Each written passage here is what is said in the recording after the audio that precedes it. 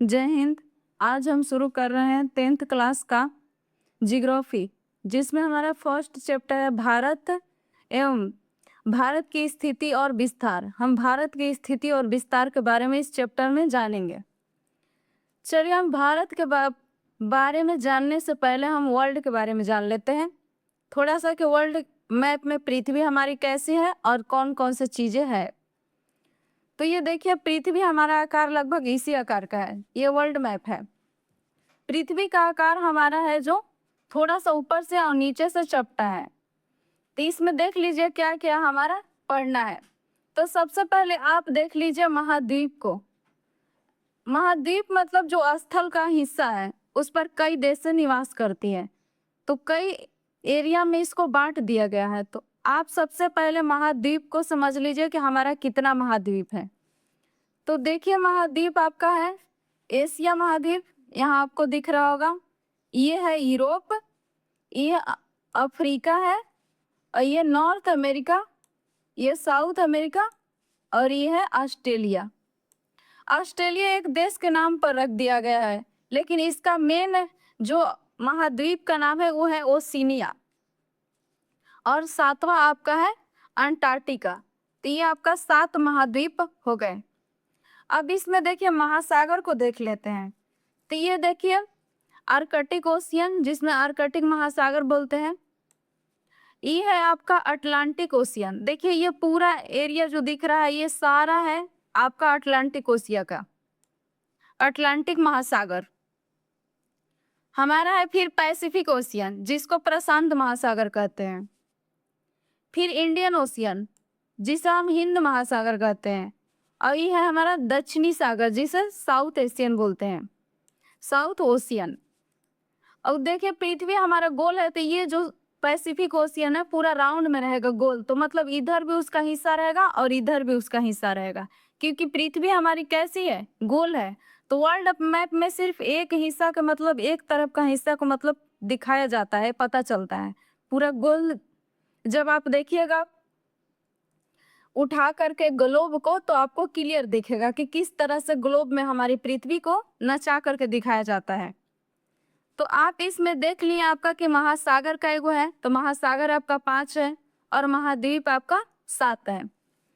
इसमें आप देखिए हम चलते हैं एशिया। ये है हमारा एशिया महाद्वीप। ये सबसे महाद्वीप में सबसे बड़ा है।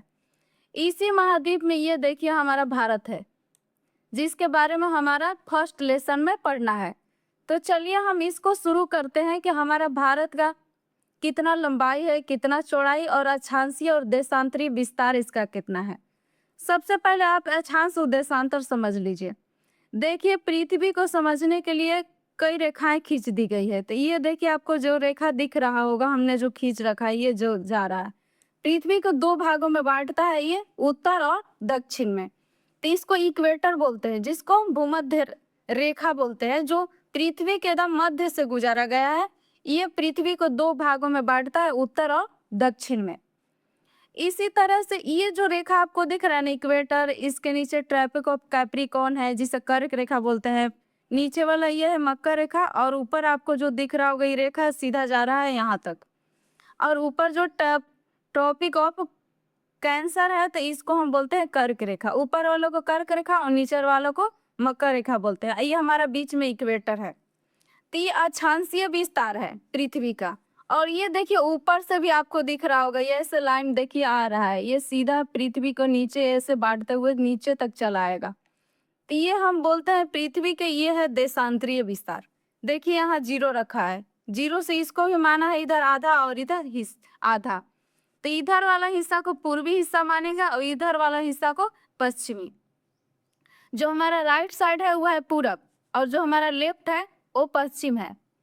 तो इसी तरह से हमारा ये क्या हो गया, वर्ल्ड मैप।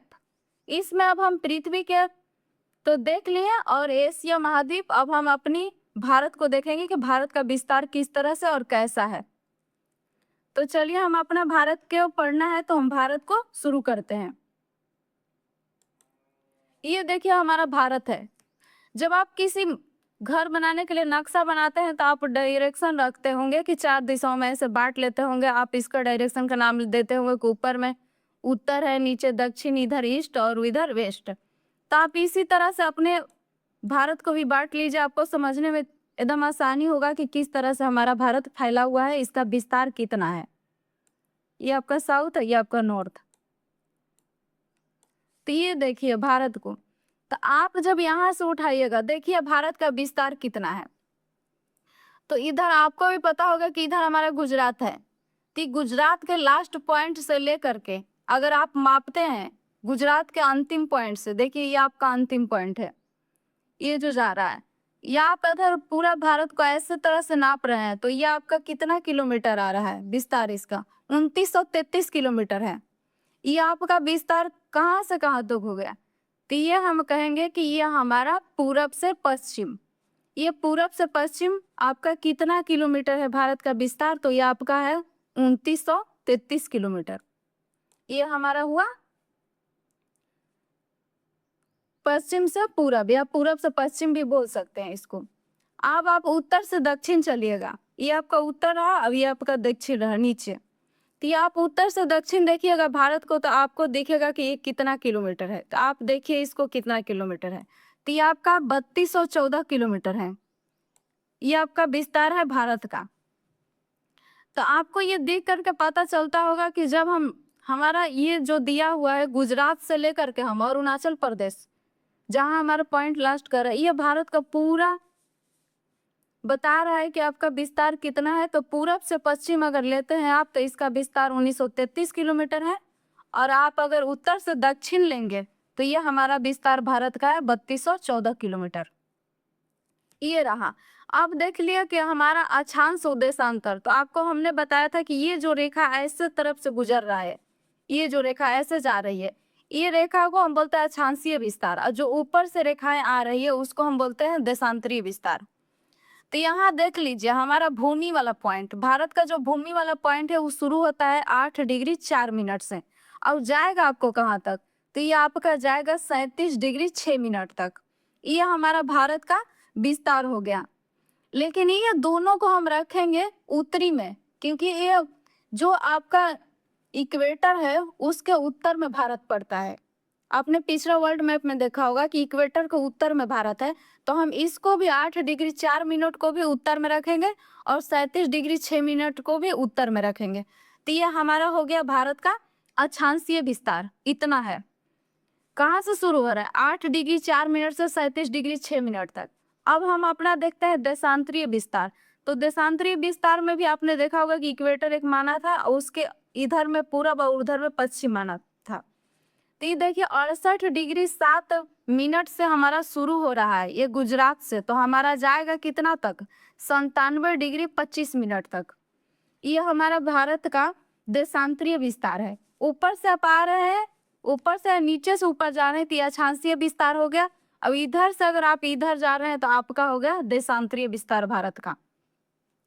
ये वाला जो पॉइंट है, और सब पॉइंट का अपना नाम लिखा हुआ है।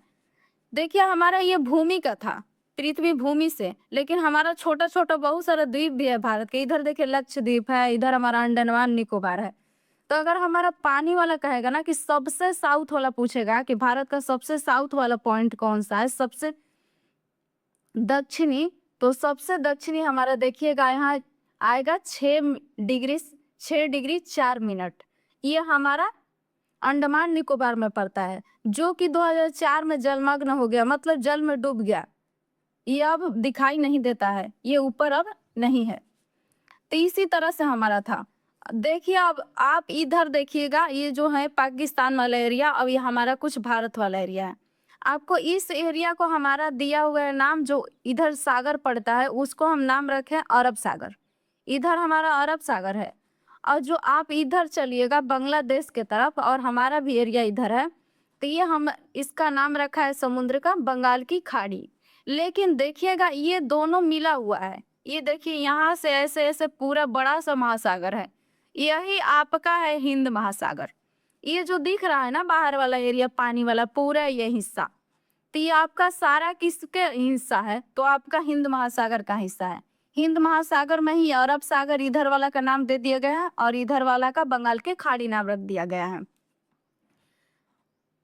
अब हम भारत के सभी ये बिंदु का यहाँ से जहाँ से शुरू हो रहा है ये सबका पारापारी कर करके नाम देख लेते हैं कि क्या क्या सबका नाम रखा गया है भारत में। इसमें बहुत कुछ पढ़ना है, हम धीरे धीरे सारी चीज़ों को कवर कर लेंगे। पहले बेसिक से शुरू कर रहे हैं, चलिए हम आगे समझ लेते हैं। ये देखिए हमारा भारत का पॉइंट है, तो आप देखिए सबसे ये कश्मीर वाला एरिया है, तो कश्मीर वाला में हमारा जो सबसे लास्ट पॉइंट है जहाँ हमारा भारत का एरिया खत्म हो रहा है, उस एरिया का नाम रखा गया है इंदिरा कॉल। इस पॉइंट का नाम है इंदिरा कॉल। और जो हमारा ये उत्तर वाला जो हमारा दक्षिण का है, यहाँ ये देखिएगा ये जम्मू कश्मीर में है, और ये वाला एरिया जो देखिएगा ना यहाँ साउथ वाला सबसे लास्ट वाला पॉइंट है जो हमारा यहाँ दिख रहा है, ये हमारा तमिलनाडु में पड़ता है। तो इसका नाम रखा गया है केप कैमोरिन।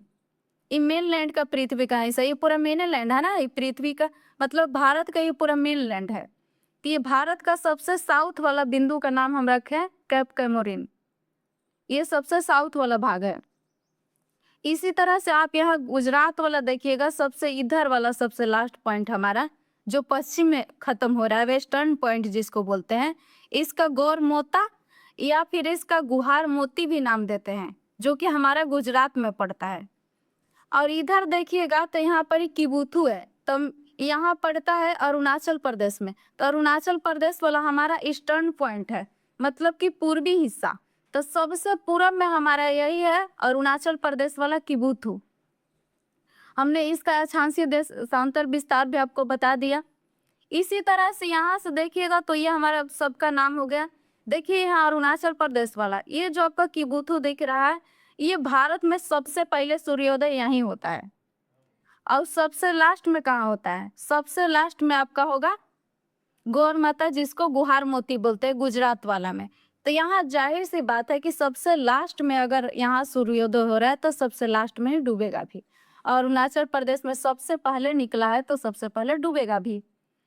तो यह हमारा हो गया भारत का विस्तार कि कितना किलोमीटर हमारा उत्तर से दक्षिण भारत का कितना किलोमीटर विस्तार है, पूरब से पश्चिम कितना विस्तार है, उसका कौन कौन सा पॉइंट लास्ट है कि हमारा पूरब से पश्चिम के कि कौन सा अंतिम बिंदु है। और ये देखिए जो हिस्सा है इंदिरा पॉइंट, इसका नाम दिया गया है इंदिरा पॉइंट। ये अंडमान निकोबार में हम जो आपको बताए कि ये 2004 में जलमग्न हो गया, जल में डूब गया, तो ये हमारा इंदिरा पॉइंट है। इसका नाम जो हमने बताया आपको पीछे वाला पिक्चर में कि 6.6 डिग्री 4 मिनट पे है हमारा। तो ये भारत का सबसे सबसे मतलब दूर वाला बिंदु है, सबसे दूर वाला एरिया यही है अंडमान निकोबार वाला इंदिरा पॉइंट। इसमें आपको बहुत कुछ पढ़ना है, लेकिन इसको अच्छा से समझने के बाद आपका एक ऑब्जेक्टिव एग्जाम में एक भी नहीं छूटेगा। तो आई होप कि आपको वीडियो पसंद आए तो लाइक और चैनल को सब्सक्राइब करना मत भूलिएगा। Thank you so much.